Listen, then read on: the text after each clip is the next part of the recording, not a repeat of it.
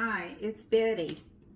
I'm just going to do a quick review of Microplane's classic zester grater to show you how I make lemon zest for pie filling. You just use the grater side of against the lemon and the zest will fall through.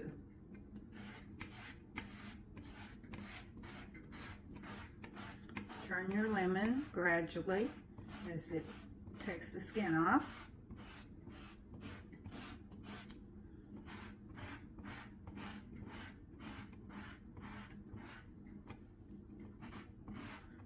This is good for any citrus fruit.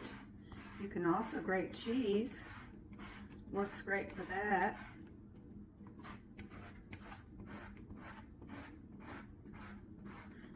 Okay, that's probably enough for this demo.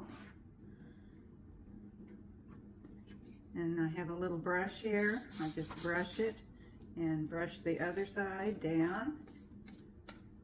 And there we have our lemon zest. So, the grater's easy to use. Just don't run your fingers over the grater side because it has really sharp stainless steel blades. Hope you enjoyed this video and it helps you in your decision making. Thank you.